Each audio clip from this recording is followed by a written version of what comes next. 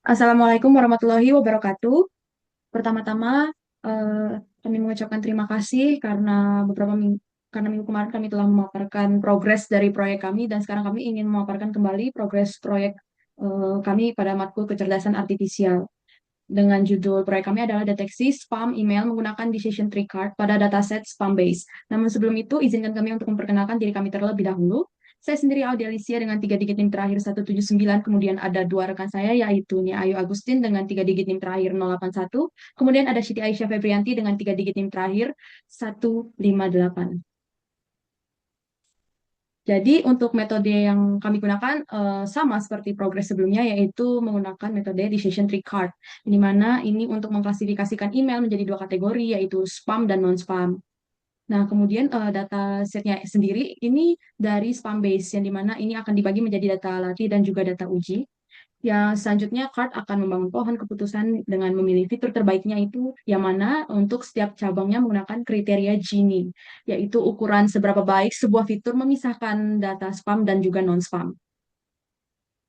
Kemudian untuk metode kami, yang pertama kami melakukan pre-processing dan splitting terlebih dahulu seperti pada progres sebelumnya, yang dimana pada layar di sini prosesnya ini meliputi mengecek nilai kosong atau missing value, kemudian mengecek tipe data, lalu melihat statistik data, yang kemudian nanti datanya akan dipisahkan menjadi fitur dan juga label, terus akan dibagi menjadi data latih dan juga data uji, yang dimana rasionya adalah 80/20, kemudian menggunakan stratified split untuk distribusi kelas agar tetap seimbang, seperti itu.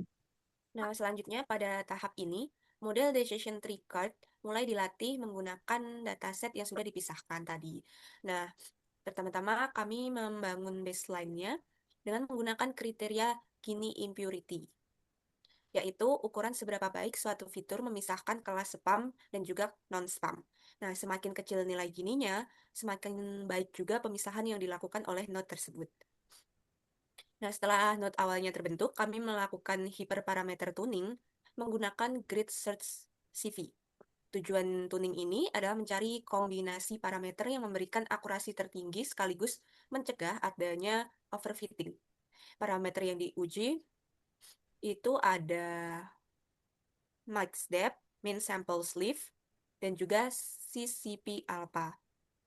Nah, proses grid search menghasilkan parameter terbaik yang kemudian digunakan untuk membentuk model final. Dari hasil tuning, didapatkan bahwa nilai akurasi cross validation sebesar 0,92 atau 92% yang menunjukkan bahwa model cukup stabil selama proses pelatihan. Next. Nah, selanjutnya model yang sudah dituning diuji menggunakan data testing sebanyak 20% tadi. 20% dari total dataset. Evaluasi dilakukan untuk melihat bagaimana kinerja model saat menghadapi data baru yang belum pernah dilihat selama training. Nah, hasil evaluasinya menunjukkan bahwa seluruh email pada data uji, 91%-nya berhasil untuk diklasifikasikan dengan benar sebagai email spam ataupun non-spam.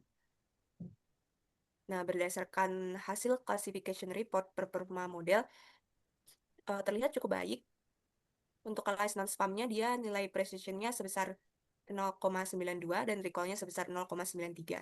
Hal ini menunjukkan bahwasannya model sangat baik dalam mengenali email non-spam dengan tingkat kesalahan yang cukup rendah. Sementara pada kelas spam diperoleh precision sebesar 0,90 dan recall sebesar 0,88, di mana pada kelas spam ini recall-nya sedikit lebih rendah. Berarti masih ada email spam yang tidak terdeteksi oleh model. Namun untuk keseluruhan performanya tetap sangat baik. Udah.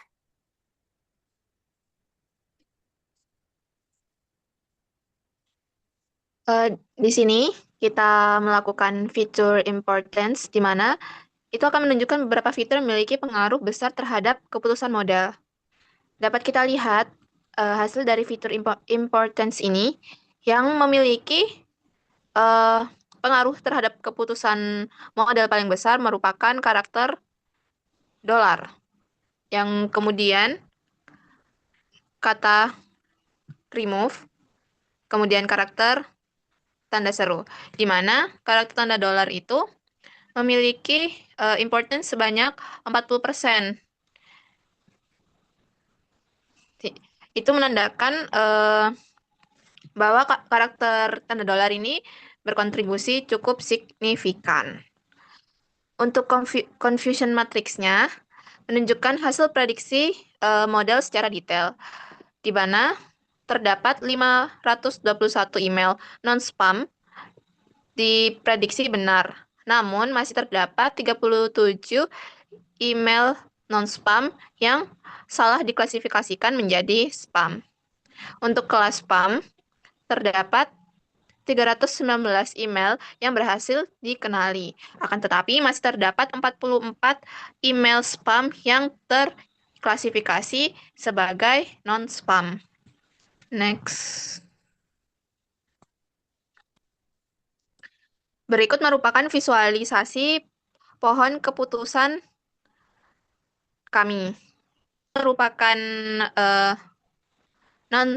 biru merupakan spam dan orange merupakan non-spam, di mana dimulai dengan karakter frekuensi, di mana kita dimulai dari frekuensi karakter dolar. Jika itu kurang dari sama dengan 0,05, maka akan lanjut ke true, yaitu masih dianggap non-spam. Kemudian lanjut ketika word frekuensinya kurang dari sama dengan 0,05 merupakan true, maka dicek lagi karakter frekuensinya itu kurang dari sama dengan 0,5 atau tidak. Jika tidak, maka akan ke word frekuensi dan seterusnya pengecekannya seperti itu. Untuk pada pemaparan minggu lalu, kami diberikan saran berupa melakukan pemotongan terhadap pohon keputusan yang kami miliki. Itu telah kami implementasikan kepada kode kami yang selanjutnya. Next. Kesimpulan.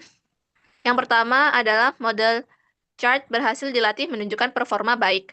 Akurasi yang dimiliki sekitar 91%, di mana itu menandakan bahwa sebagian besar email spam dan non-spam dapat terklasifikasi dengan benar oleh model. Yang kedua, analisis feature importance memperlihatkan bahwa fitur-fitur tertentu sangat dominan, seperti frekuensi tanda dolar, tanda seru, dan kata-kata promosi. Hal ini sejalan dengan karakter umum email spam yang mengonfirmasi bahwa model mampu menangkap pola yang relevan. Dan yang ketiga, kesalahan klasifikasi masih muncul dalam bentuk false positif dan false negatif. Meskipun jumlahnya tidak besar, hal ini menunjukkan bahwa masih terdapat beberapa email yang memiliki karakteristik yang cukup mirip dengan yang sebaliknya, sehingga sulit dibedakan oleh model. Next. Berikut ini adalah beberapa kendala yang kami hadapi selama pengerjaan progres proyek kami. Yang pertama ada fitur yang tidak berbentuk teks asli, yaitu dia berupa angka, sehingga makna emailnya itu nggak bisa kami analisis secara langsung. Kemudian terdapat kesalahan klasifikasi seperti yang terdapat pada confusion matrix tadi, yang dimana modelnya itu masih belum bisa memprediksi data email yang kami punya dengan benar, dan masih ada terdapat false positif dan juga false negatif. Kemudian terdapat beberapa fitur yang masih sulit untuk diinterpretasikan. Nah, kemudian ada beberapa rencana tindak lanjut yang dapat dilihat pada slide berikut ini, yang dimana rencana tindak lanjut ini sudah kami lakukan, sehingga kami untuk tahap selanjutnya adalah memulai untuk mengecek kembali code-code kami, kemudian tetap menerapkan apa yang sudah disarankan seperti progres minggu sebelumnya, dan juga melanjutkan untuk proses penggarapan laporan, seperti itu. Baiklah, sekian dari pemaparan proyek dari kelompok kami. Kami ucapkan terima kasih apabila ada kesalahan dalam penyebutan kata ataupun kalimat, dan juga kurangnya kami mohon maaf. Wassalamualaikum warahmatullahi wabarakatuh.